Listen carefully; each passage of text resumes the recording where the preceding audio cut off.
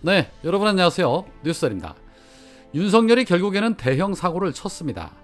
전 국민의 85% 이상이 결사 반대하고 있는 후쿠시마 핵 오염수 방류 문제를 국민을 대변해서 반대 입장을 피력하라고 주문을 했더니 결국에는 찬성 입장을 밝혔습니다. 국민의 안전 지키랬더니 일본을 지키고 도쿄 전력을 지키고 자빠졌습니다. 어제 윤석열은 기자와 만난 자리에서 국민의 건강과 안전을 최우선적인 요소로 고려해야 한다. 원자력 안전 분야의 대표적 유엔 산하 국제기구인 IAEA의 발표 내용을 존중한다. 계획대로 방류의 전 과정이 이행되는지에 대한 모니터링 정보를 실시간 우리 측과 공유하고 방류에 대한 점검 과정에 우리 전문가도 참여토록 해달라. 아울러 방사성 물질 농도가 기준치를 초과하는 상황이 발생을 하면 즉각 방류를 중단하고 우리 측에 그 사실을 바로 알려달라라고 말을 했습니다. 역시나 이 정치권과 국민들의 주문인 방류 반대 입장을 깡그리 무시한 채 결국 IAEA의 발표 내용을 존중한다라는 말로 사실상 후쿠시마 오염수 방류에 대한 찬성 입장을 밝힌 것입니다. 국민의 건강과 안전을 최우선해야 한다는 자가 생태계와 인체에 어떠한 영향을 미치는지 과학적 증명도 되지 않았고 IAEA조차도 어떠한 책임도 지지 않는다고 명시하고 있는데 찬성 입장을 밝힌 것입니다.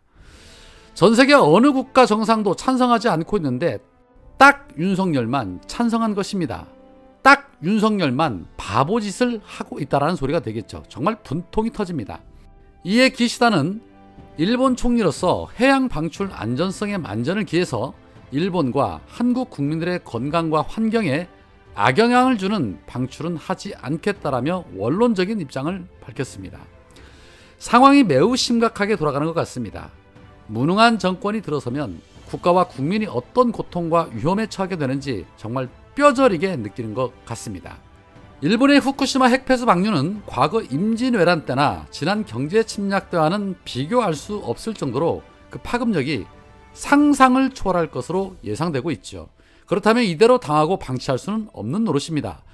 지난 경제 침략 때 우리 국민들이 일본 제품 불매운동을 벌였던 것처럼 이쯤 되면 우리 국민들이 일본에 타격을 가할 수 있는 것이라면 무엇이라도 해야 한다라는 생각입니다.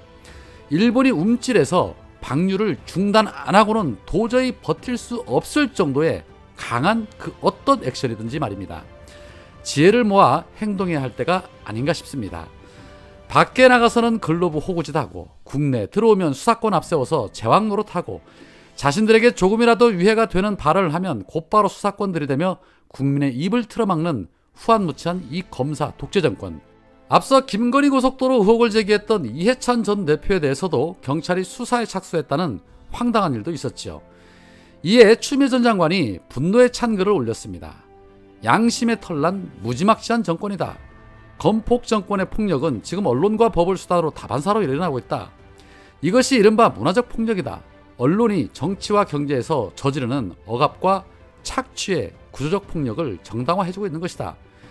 국민의힘이 이해찬 전 대표를 고발하니 바로 서울경찰청이 즉각 수사에 착수했다. 이어서 언론은 의혹을 제기한 이해찬 전 대표에 대한 보복성 보도를 한다. 감사원이 서울 세종고속도로가 설계 속도를 무리하게 높여 예산 낭비라는 감사 결과를 냈다는 것이다. 그러나 설계 속도를 높여 74분으로 운행시간을 대폭 줄임으로써 물류비 절감, 경부선 교통량 분산, 일자리 창출 등 생산 유발 효과로 7,400억 원의 사회적 비용 절감 효과와 지역 균형 발전 효과를 가져온다는 게 국토부의 입장이다. 예타를 경제성뿐만 아니라 지방 분권의 실현과 지방 균형 발전 등 사회적 영향을 함께 평가하도록 하는 것은 당연하다. 이해찬 상임 고문이 정당 행사에서 서울 양평간 고속도로 노선 변경에 대한 대통령 일가에 대해 의혹 제기를 한 것은 예타 제도를 잘 아는 국정 경험자로서 근거를 제시한 공익적 의혹 제기였다. 막대한 국민 혈세가 들어간 예타가 아무런 이유도 없이 대통령 일가에 엄청난 규모의 땅이 있는 곳으로 휘어진 배경과 이유를 묻는 것이다. 여기에 무슨 명예훼손의 고의가 있는가? 민주당은 제2, 제3의 이해찬이 계속 나와야 한다. 전원이 고발을 당하더라도 끝까지 의혹을 파헤쳐야 한다. 지면 국민이 피해자가 된다. 국가폭력 더 이상 방치해서는 안 된다.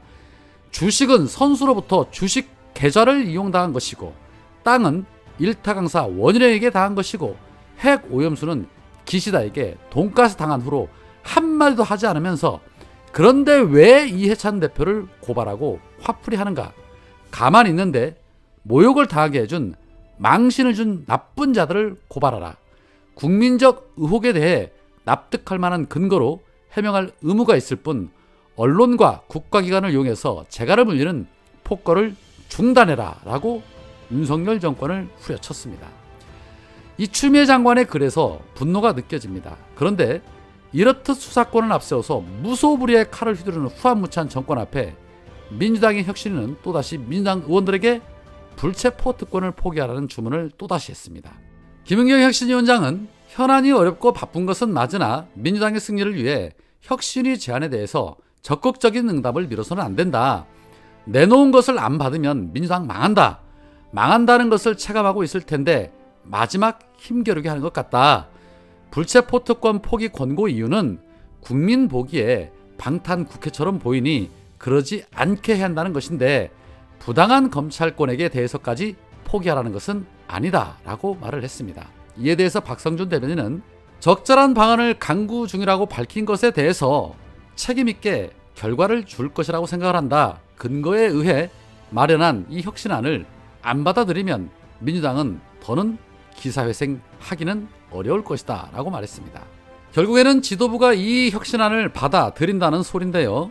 이재명 대표 다 생각이 있을 거라 봅니다. 자, 또한 김은경 위원장이 내년 총선 공천 혁신 방안도 에둘러서 언급을 했는데 시민사회 원로들과 오찬 간담회를 언급하면서 총선에서 이기는 후보를 정하는 기준을 주셨다. 그 기준에 저희들이 상당히 공감대가 있다라고 말하며 그 공천 기준에는 첫째, 앞뒤가 다른 사람은 절대 공천하지 마라. 윤석열과 국힘당에 정정당당하게 대결하는 인물을 공천해라. 한반도 평화에 진력하는 인물을 공천해라. 경제 재개의 방안을 제시하고 실천하는 실천적 인물을 공천하라. 고인물을 걷어내라. 그리고 기득권을 없애라.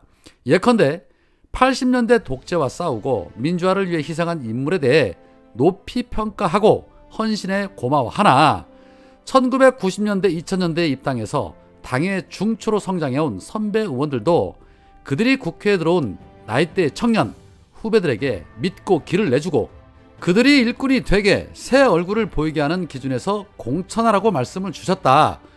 청년 일자리 희망을 제시하고 실천하는 인물 그리고 현재 초재선 가운데 법조인과 관료 등 전문직이 과잉 포진하고 있으므로 현장에서 일하는 활동하는 학자들의 수혈도 필요하다. 또한 다선보다는 젊은 남녀 신인들이 많아야 한다. 그리고 그 공천 기준에는 반드시 민주당의 가치, 지향하는 가치가 담겨져 있어야 한다. 이것과 관련해서 선거에서 반드시 이기는 전략을 짜라라는 명령을 주셨다라는 말을 했습니다. 공천 기준 아주 마음에 듭니다.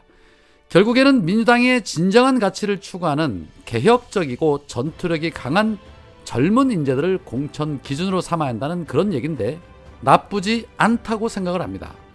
지금 이 기준이면 민주당 기득권이라고 불리고 있는 수박개들 그리고 영양가 없는 다선 의원들은 전부 공천 탈락할 것 같습니다. 수박개들 난리 날 것 같습니다.